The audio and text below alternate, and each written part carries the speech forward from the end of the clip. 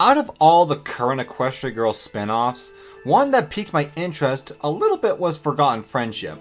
The promos proposed an interesting idea of everyone forgetting about Sunset Shimmer, having Sunset have a reunion with Celestia. That's what the fans wanted to see ever since the first movie. So I sat down, I put it on, and it's just like all the other Equestria Girls movies. And that's pretty much the problem. So this is going to be part review and part critique. Story starts off with Sunset and her friends setting up for the yearbook, but Trixie is upset that she isn't voted the most great and powerful. Okay, that's kind of funny.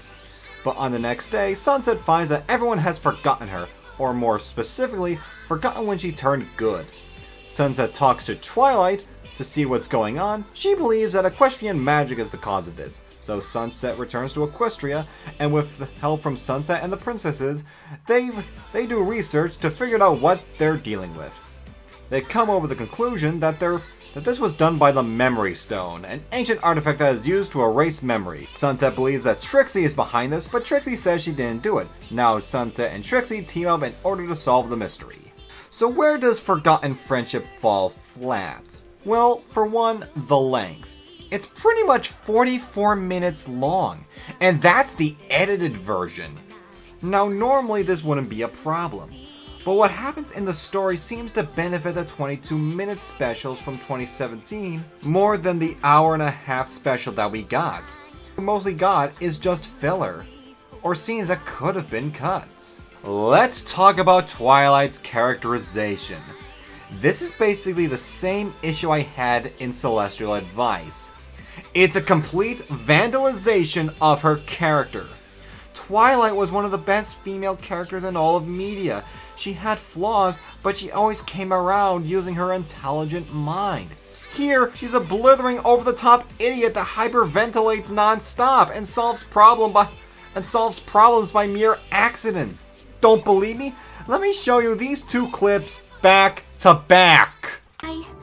Well, it's just that Princess Luna raises the moon, Princess Celestia raises the sun, you protect the Crystal Empire, and all I seem to do is smile and wave. So, Princess Celestia, you'll never guess who's back.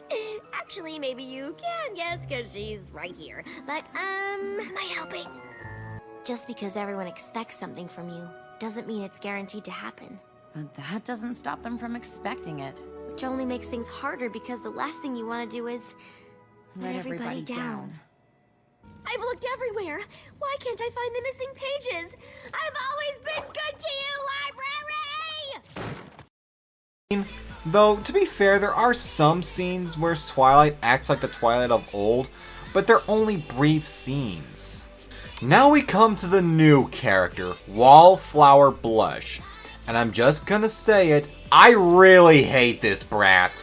First off, there is no reason for her to hate Sunset. Okay, outside of that one scene where Sunset turns off a light, she has treated Wallflower with kindness and respect. Okay, it was kinda awkward, but it was still respectable. Second, the episode tries to make her out to be a sympathetic character. Fine. But here's the problem. She causes all these problems on purpose. Wallflower erased everyone's memories of Sunset out of petty jealousy. That's not sympathetic. That's kinda malicious.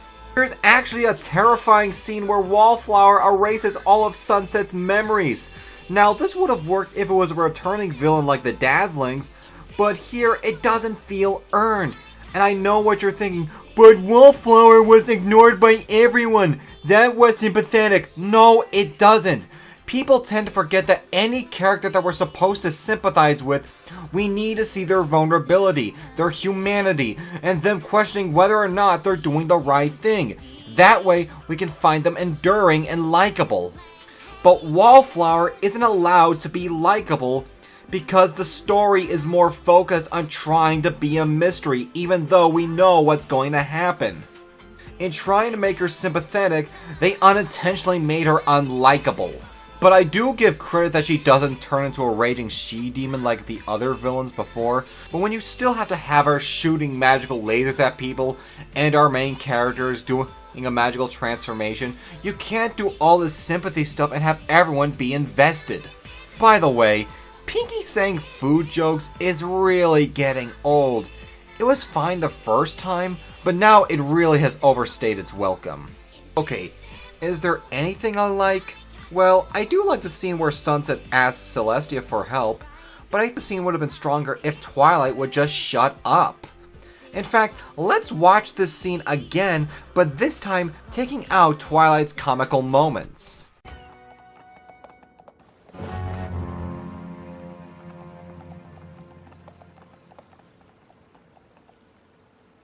Princess Celestia, the last time we saw each other, I was your snide little pupil who betrayed and abandoned you. Yet I come before you a changed pony, humbly asking for forgiveness, guidance, and knowledge.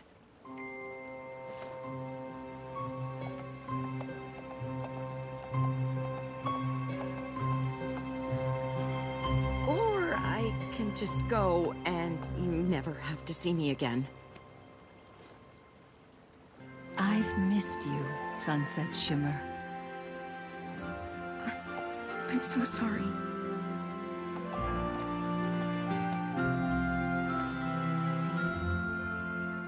Didn't that seem a lot more stronger?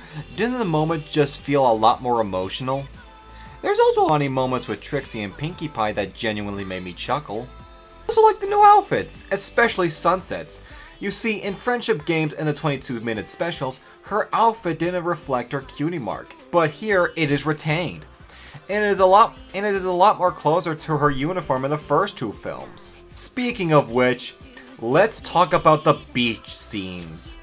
And to answer your questions, yes, they do wear swimsuits that show off their stomachs. The reason why I want to bring it up is because it's the only scene shown in the commercials.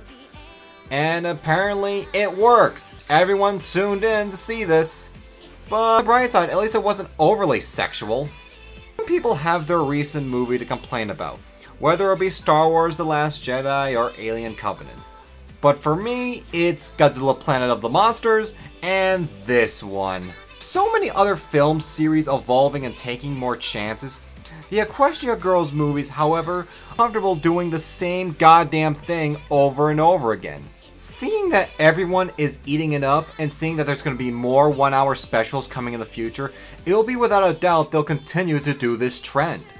As a fan, you should not be okay with this. You should demand something different, something you haven't seen before. Let's step up our game, let's step up our characters, something fresh and new. Now, if you like this special, that's fine. You're in the majority. But for me, this is the tipping point where I'm saying enough is enough. Until they try something different, I won't be coming back to Candela High anytime soon.